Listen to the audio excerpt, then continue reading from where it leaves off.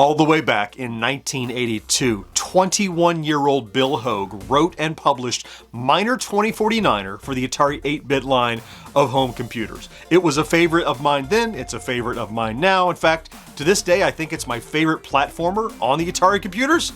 I'll give you a tour of it right after this. This video supported in part by... Playing VR, I tend to sweat. It gives me an edge. So King of Nerds happens to give me an edge too. Let King of Nerds give you the edge. Bye, King of Nerds. Hey there, welcome back to Gen X Grown Up. I'm John and I am a Gen X Grown Up. Thanks for checking out today's Friday Plays. Young Bill Hogue got his start in computers working at a Radio Shack at the age of 17, and then he kind of dove into the TRS-80, as you might imagine. He wrote a number of games for all sorts of home computers, but was especially excited to start working in color games. Young people used to be just black and white or green and black screens on computers. He was excited to work in color games on the Atari 8-bit computer line. And one of his first games that he released, probably one of the best on the platform, is Miner 2049er. Now, his idea was to take concepts from popular arcade games, Pac-Man and Donkey Kong, and mush them together into something that he thought would be interesting. And boy, was he right. Let's take a look. Here we go, Miner 2049er on the Atari 8-bit computer. So as I let it run through this opening animation here, kind of the track screen, you can see, written by Bill Hogue. The premise of Miner 2049er is you play Bounty Bob, and you have been hot on the heels of Yukon Johan, an evil Swedish trapper. And you find his dog sled outside of an abandoned mine, and owned by Nuclear Ned. None of these people come into play. Like, you're not going to run into Ned or Yukon or any of those. Just the premise. And then your goal is to go into this mine. When you go in, there's a rock slide and you're stuck and all those things. Oh, here's my darling Clementine coming. Your goal is to claim every inch of the mine as you go station by station, trying to find Yukon Johan. That's the idea. So remember this screen? We're going to come back to it because buried on this screen is a way to cheat the game anytime you want to. We're going to use that a little bit later on. But for now, I'm going to hit start and we'll do a little tour. Prepare for Station 1. All right. So, you are Bounty Bob. There you are, down there in the lower left. That's me. Whee! His facial expression changes when he's in the air. You can see those little aliens roaming around. They're radioactive aliens for some reason in this mine. And I mentioned that it was a combination of Pac-Man and Donkey Kong. And so the Donkey Kong, you know, here's the levels that you have to, navigate. The Pac-Man angle is everything else, right? So in Pac-Man, you have to get all the dots. In Miner 2049er, you have to claim every inch of the ground. You see it turns solid as you walk over it. And the other Pac-Man element, as you just saw, is that when you grab these little items that are around, you'll turn the aliens, the radioactive aliens, you'll turn them green for a moment, and you can destroy them. Now, if you if you touch one and it's not green, let's go ahead and do that just to show you the animation. Da, da, da, da, da. Ah! Right? And then you must start the level over. So it doesn't remember how much you've done. So you have to navigate and cover every single inch of the ground. Also, there's a mechanic wherein when you jump, you can't, there's not like Mario English, with like if I jump in the air and then move my stick, I can't start moving. And if I'm already moving, I can't adjust that. So you're going to jump as far as you're going to jump when you jump. So if I'm going this direction, and I hop down there, get this, and you can fall about your height, give or take. Around the screen, you'll also notice up at the top is your score in the upper left. Right next to it is a dot showing how many extra men you have, not counting the one currently on screen. And then at the top is your, what they call a miner timer, and that's how long you have to finish the game, as you might expect. Uh-oh. Got him.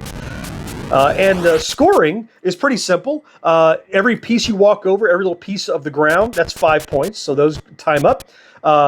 80 or 90 points for every radioactive alien you kill. Items, little things you pick up that turn them green, anywhere from 100 to 1100. And the timer bonus, like if I have, it's going to start flashing at me, I'll get 800, 700, 600. How much is left? I'll get that on my score when I'm done. The beauty of this game really is in the level design. Like, so this very next one introduces a new concept, which are slides. So I'll just show you. And we're going to take a tour in a second of everything that's available in the game, I think. But you walk over it, whee, and it slides you down. So you have to be careful you don't want to slide, or you could slide into an alien or something like that.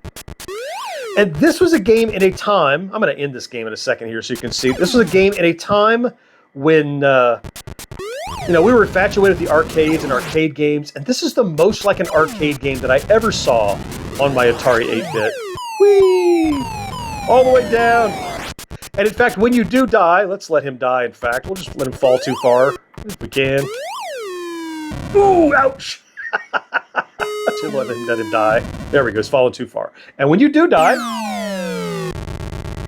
and straight to a beautiful high score screen. Oh, I can't make it fit. We'll just do a GXG. And there's our high score. Now, I talked about that initial splash screen we're going to go back to. What I'm going to do is I'm going to show you two things. I'm going to show you how to cheat in the game and go to any level you want. And I'm going to give you a tour of all 10 of the different screens that are available in Miner 2049er and how they differ from one another. And what made it so interesting for me as a kid and still as an adult. Before I do, of course, I will remind you of our merch store over at GenXGrownUp.com/merch, where you can get original designs on hats and t-shirts and stickers and pins and all kinds of cool stuff. And yes, we have Miner 2049er themed original artwork that you can get on a shirt or a hat or something. In fact, I didn't know we had it. I went and looked, and I might have to get it for myself. So next time you're in the market, look, the holidays are coming up. You might have a need for stuff like that. So check out our store. I certainly appreciate it. So I'm going to hop back to the title screen again so we can get the information that we need. So as Bob comes across here, you'll see he's giving the address and phone number to Big 5 Software, where Bill Hogue, he founded the company and he worked at. Notice the phone number though, right at the bottom, very useful. You can use that to change levels. So let me start the game and show you. So just get somewhere safe, and on my Atari keyboard, I'm going to type 21378266861. And now, hold down the Shift key and hit any number from 1 to 10. Look at that. Shift 3 goes to Station 3. Shift 4 goes to Station 4. You can warp around wherever you want to go to the different levels and check them out. So we're going to warp this number 1. You can see some crazy stuff here. We won't try to complete all of them, but I want to show you all the variety of different levels. Now level 1, pretty straightforward. We'll just do that right quick. I have this one so memorized. Where to leap from. The way you jump has a huge impact on the game, because in later levels, there's this leapfrogging you have to do from precarious, like, single and double width platforms, and it's easy to miss stuff, and it's easy to die. Hop up and grab him. One more alien, 90 points for him. Oh, I'm not going to get to him first. Ooh, just got him! You finish the level, it ends, and now we're going to be on Station 2. Now, I normally get a high score run is what I try to do here, but in the case of Miner, I'll play through the first couple of screens to give you an idea, and then we're going to tour the others. I love to finish this slides level by going down the slide, being the last thing you do. So I actually spend extra time making sure that I jump in the right places and don't jump in the right places, so that we can end the game by going down the slide, and in fact getting that alien too. Alright, so we're going to end this level. You notice I left one little dot down at the bottom that I haven't walked on because I want to get that specifically. Boom, that's ending that level with style.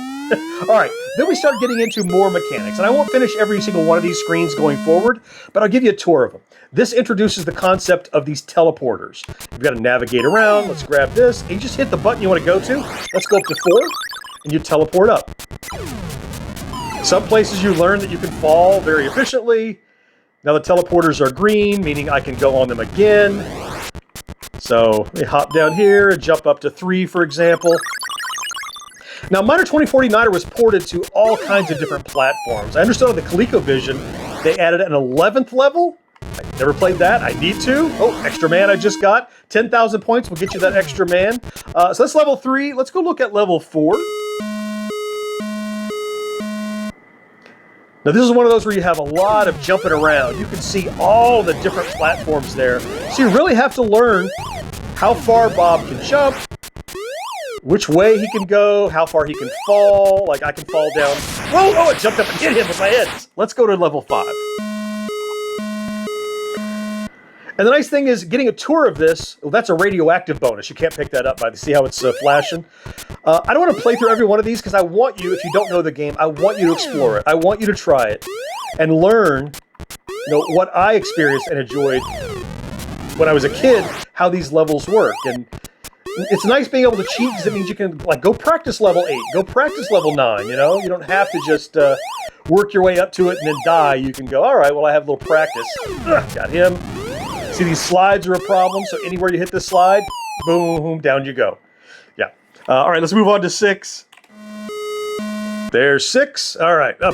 So kind of like 3, lots of places you have to leap, but be very careful to make these jumps. And if you don't, you fall in radioactive waste like that. All right, on to level 7. Now this one starts combining things. We have the little teleporters, like we can go up to level 3, but we also have these little moving platforms that you have to learn how to navigate, plus you have the slides, all those things are happening, and you have to time this out so you don't fall too far, all those things. Very careful to cross over. How far can you fall here? Grab this item, use it to kill the aliens. Oh, come back! And then work your way back up. And you have to land on this to get on this, and then jump across. You get the idea, right? So there's a great deal of complexity. You can't make that jump. You've got to do the fall, and then the jump across. And then you're going to go up to level 4. Be careful not to fall down the slide, which we did because we were in the wrong spot. Yeah, so you get the idea. Moving on to Station 8. Yeah, so then we start adding even more stuff. So that thing moving back and forth, of course, is deadly. Now, when you land on this, if you hit the space bar, you can move it around.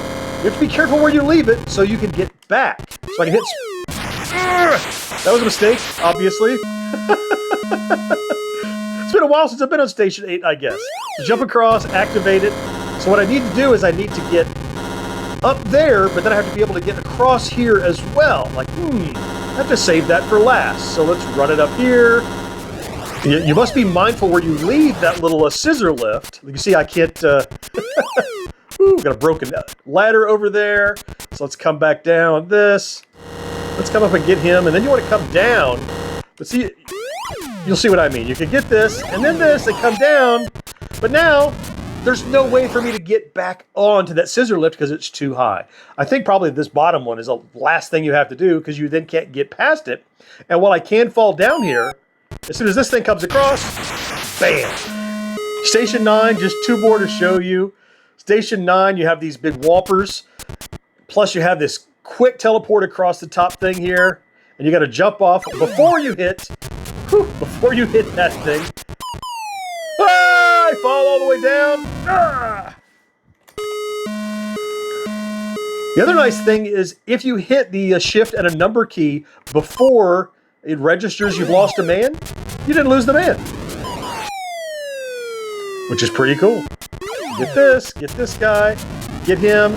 I've got to work my way back across, as you might imagine, because these whompers are down here.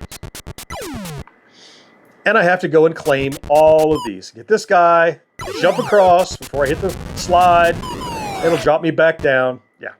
All right, so finally, the best for last, truly, level 10. Let's take a look. This is the coolest, and this adds this cannon.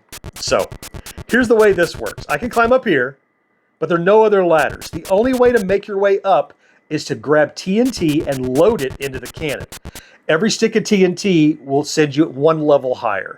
So for example, if I grab 1 stick here, I can get in the cannon, and it'll blow me exactly 1 level up. And I gotta be careful, because I have no way to kill these aliens, right? Get out of the way. There he is. Here we go. I can jump across him. Now I've got that one. Now if I want to go up to the second level, 200. I'm coming down here. Boom. And there I am. But I have to dodge the bad guys because I have no way to kill them. And back down. And as you might imagine, if you get too much dynamite, which is always fun,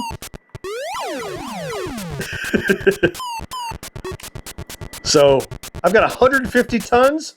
Let's see what happens to poor little Bounty Bob.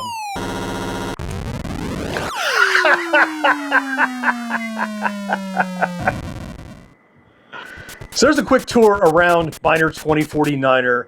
If you haven't played it, you should. If you have played it, you should play it again. Especially, now the other ports are fine. It even made it to 2600 in a small fashion, nothing like this quality. But it's just such a good platformer. I know I looked at Manic Miner on the ZX not too long ago. This is, that kind of system-defining platformer for the Atari 8-bit that is really worth your time. Most of the games I feature here on Friday Plays are either new things I've never played before or older games I have to dig out of mothballs and kind of refamiliarize myself with them in order to play them here. Not the case with Miner 2049er. I probably get the itch to play this game about once a month or so, and I'll fire up the emulator, and again I'm transported back to the early 80s when I'm sitting in front of my Atari 800 and I'm catching the aliens and I'm finishing screens and I'm cheating with the phone number and everything that I remember from then. This game really holds up, and maybe I would argue it is maybe the best platformer game on the Atari 8-bit. Save perhaps the sequel, Bounty Bob Strikes Back, that came out a bit later and expanded on all of the mechanics of the game. That game, in fact, Bounty Bob Strikes Back, coming to the 7800 Plus, thanks to the homebrew authored Bob DiCrescenzo, who we talked to here on the channel not too long ago. So everything old is new again. That's going to wrap it up for this Friday Plays. Of course, if you have nominations for games you'd like to see featured here, let me know down in the comments. I'll throw links to previous episodes here and here. I certainly hope you found something to enjoy in this episode, and I can't wait to talk to you again next time. Bye-bye.